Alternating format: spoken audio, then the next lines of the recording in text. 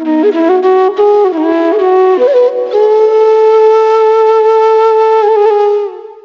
গল্পটিও আমাদের আত্মশুদ্ধিরই একটি গল্প, এবং কখন কোথায় কিভাবে কোন কথা কার সাথে বলবেন কার সাথে বলবেন না, এটি একটি চরম শিক্ষা আছে এর মধ্যে। গল্পটি এরকম যে এক বনে বাস করত স্বাভাবিকভাবেই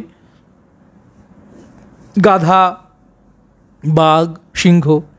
তো একদিন একটি ঘটনা এরকম যে বন্ধুত্ব সুলভ আচরণের কারণে বাঘ এবং গাধা, যদিও একে অপরের জন্য খুব বেশি মানে নিকটতম বন্ধুত্ব হওয়ার কোনো সুযোগ নেই, তারপরেও বলা হচ্ছে গল্পের খাতিরে যে বাঘ এবং গাধা হেঁটে চলেছে। তো একটা সময় গিয়ে তারা এক জায়গায় বিশ্রাম নিয়েছে। তো সকলেই চারিদিকে প্রচণ্ড রকমের সবুজ ঘাসে ভরা। তো গাধার কোনো একটা সমস্যা হতেই পারে। তো গাধা বলছে যে দেখো চারিদিকে এত ঘাস, সবুজই তো হয়, কিন্তু ঘাস নীল মনে হচ্ছে কেন? এত ঘাস কিন্তু নীল ঘাস দেখেছো? বাঘকে জিজ্ঞাসা করছে। তো বাঘ বলল, তুমি কি পাগল? এগুলো সবই সবুজ ঘাস, চারিদিকে এই পাহাড়ের পাদদেশে সব ঘাসগুলো সবুজ, তুমি নীল কোথায় পেলে? কিন্তু গাধা বলছে যে না, আমি নীলই দেখছি, এটা নীলই। তো বাঘ বলছে, আরে বাবা, ঘাস তো সবুজই হয়, নীল ঘাস সাধারণত হয় না, আর তুমি ভুল দেখছো, তোমার চোখের সমস্যা। যে না, চোখের সমস্যা না, এটা নীল ঘাস। আর বাঘ বলে যে এটা সবুজ ঘাস। এটা নিয়ে বেশ তর্ক বিতর্ক জমে ওঠে। এইভাবে যখন দুজনেই মরিয়া, ঠিক তখন তারা বললো যে দেখো, আমাদের তো কারো মিল হচ্ছে না, ঠিক আছে চলো আমরা আমাদের বনে রাজার কাছে যাই। যেই কথা সেই কাজ। তারা গিয়ে দেখলেন যে অত্যন্ত রাজকীয় ভঙ্গিতে পশুরাজ সিংহ বসে রয়েছেন। তারা দুজনাই বিনীতভাবে তার সামনে হাজির হলে মহারাজ সিংহ বললেন, কি হয়েছে? কোনো একটি বিষয় নিয়ে তোমরা চিন্তিত মনে হচ্ছে। তখন পুরো ঘটনাটি বাঘের সামনে উপস্থাপন করা হলো।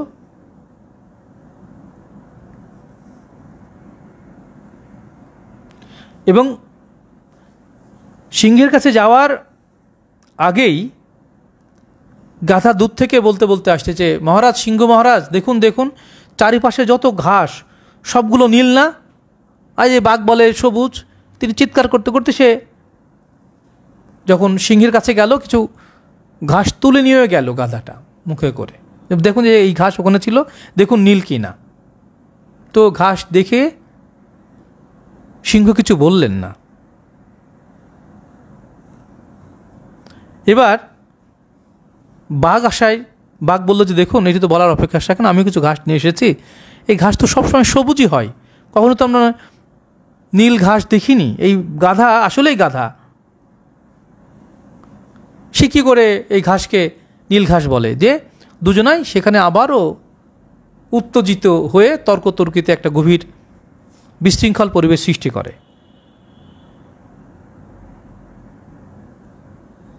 এবার সিংহ দুজনের কথা শুনে বলল, ঠিক আছে, বিচার তো করতেই হবে, তবে যাকে যে বিচার দেব সেই বিচারটি মেনে নিতে হবে। তো বলা হলো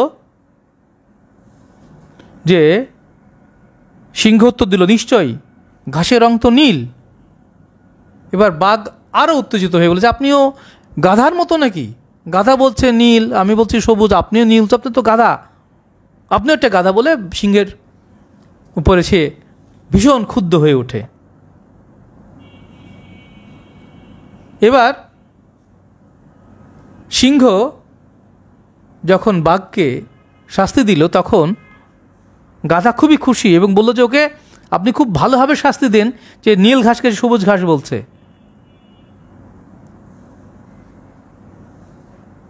এবার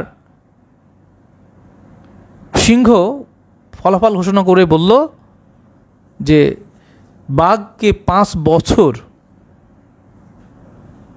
কারোর সাথে কোনো কথা বলার অধিকার থেকে তাকে বঞ্চিত করা হলো, এবং সে 5 বছর কারোর সাথে কথা বলতে পারবে না, সে চুপ থাকবে। এটি নিয়ে বাঘ আরও মনক্ষুণ্ণ এবং ফুসফাস করতে থাকে। আর ওদিকে গাধা আরও লাফাতে থাকে এবং বলে, দেখলি তো, আমি বলেছিলাম না ঘাসের রং নীল, এই দেখ সিংহ তাই বলছে, মানে তুই ভুল, তোর শাস্তি হওয়াই উচিত। এবার বাঘ যাওয়ার আগে বারবার তার ভুল ত্রুটির ঘটনা সে কোনোভাবেই সিংহকে বোঝাতে পারছে না, আবার যেতেও পারছে না। একবার যাচ্ছে আবার আসছে, অনেকক্ষণ এই কাজটি করার পরে সিংহ খেয়াল করছে যে বাঘ কিছু বলতে চায়, কিন্তু তাকে তো মুখ বন্ধ করে থাকতে বলা হয়েছে। এবার সে শেষবারের মতো এসে আগে বলছে যে মহারাজ, আমার এই কথা বলার জন্য আপনি আমাকে কোনো শাস্তি দেবেন না, কিন্তু আমার সকল শাস্তি মেনে নিচ্ছি, তো আমার শেষবারের মতো একটি জানার জিনিস আছে, বলো কি জানতে চাও। তখন বললো যে দেখুন, ঘাসের রং তো সবুজ হয়, কিন্তু গাধা দীর্ঘদিন সারাদিন ধরে আমার সঙ্গে তর্ক করছে, আমিও তার সাথে তর্ক করছি, এবং আমি জানি ঘাসের রং সবুজ, আপনিও জানেন, কিন্তু আপনি নীল বললেন, আপনি আমাকে শাস্তি দিলেন। এর কারণটা যদি আমাকে বলতেন তাহলে আমি আপনার শাস্তি মেনে নিয়ে চলে যাচ্ছি।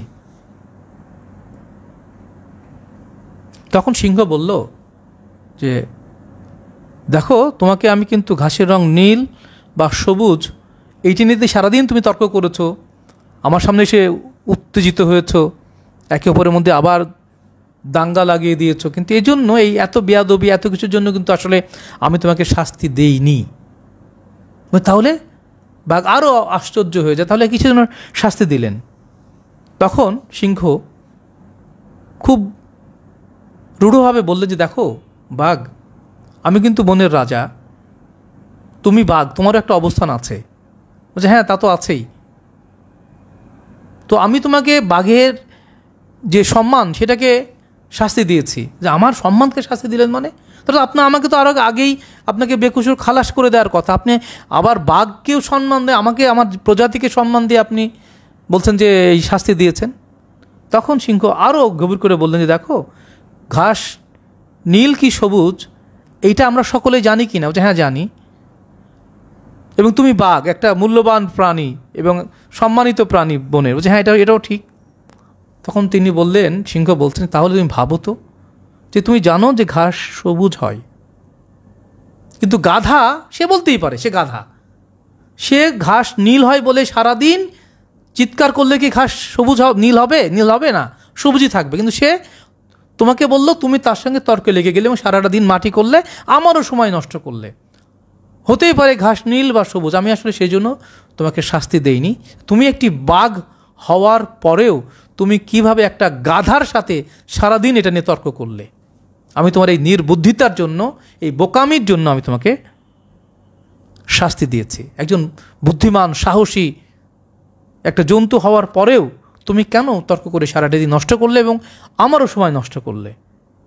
সুতরাং এই জন্যই তোমার শাস্তি হওয়া উচিত এবং 5 বছরের শাস্তি হওয়া উচিত। বাঘ খুবই লজ্জিত হলো এবং মাথা নত করে প্রস্থান করল। সাধুজন, এই গল্পটি শুধু গল্প নয়, সকল কালের জন্য একটা শিক্ষামূলক গল্প। কার সাথে কোন কথা বলবেন, কখন বলবেন, স্থান, কাল এবং পাত্র, এই 3টি বিষয় অনেক শিক্ষণীয় একটি ব্যাপার। মাওলানা আলী ইবনে আবি তালেব আলাইহিস সালাতু ওয়াস সালাম বলছেন যে মানুষ কথা শিখতে লাগে সর্বোচ্চ 2 বছর, কিন্তু কোন কথা কোথায় বলতে হবে সেটি শিখতে মৃত্যু পর্যন্ত তাকে অপেক্ষা করতে হয়। সুতরাং সব জ্ঞান সকলে গ্রহণ করবে এমনটি ভাবছেন কেন? আপনি সত্য হওয়ার পরেও মূর্খদের পাল্লায় পড়ে, অজ্ঞদের পাল্লায় পড়ে তাদের চিৎকার চেঁচামেচিতে আপনাকে অনেক সময় মারও খেয়ে যেতে হতে পারে, কিন্তু সত্য সকল কালেই সকল সময় সত্য, এবং এটি সাধকদের জন্য, সুফিদের জন্য অত্যন্ত গুরুত্বপূর্ণ একটি শিক্ষাও বটে। সুতরাং সকলের কাছে সকল কথা এই জন্যই বলবেন না। এবং প্রিয়নবী মুহাম্মদ রাসূলুল্লাহ সাল্লাল্লাহু আলাইহি ওয়াসাল্লামের জীবনের উদাহরণ দেই। তিনি যখনই মওলা সালমান ফার্সি আলাইহিস সালাম, আবু যর গিফারি আলাইহিস সালামের সাথে কথা বলতেন বা পবিত্র আহলে বাইত আলাইহিস সালাতু ওয়াস সালামগণের সাথে কথা বলতেন, তখন তিনি একটি নির্দিষ্ট সীমারেখার মধ্যে খুব গভীরভাবে কথা বলতেন, কিন্তু যখনই সেখানে হয়তো অন্য কেউ আসতো তখনই তিনি কথার মোড় ঘুরিয়ে ফেলতেন। এবং এটি নিয়ে তিনি একটা সময় তাকে জিজ্ঞাসা করে যে রাসূলে পাক সাল্লাল্লাহু আলাইহি ওয়াসাল্লাম,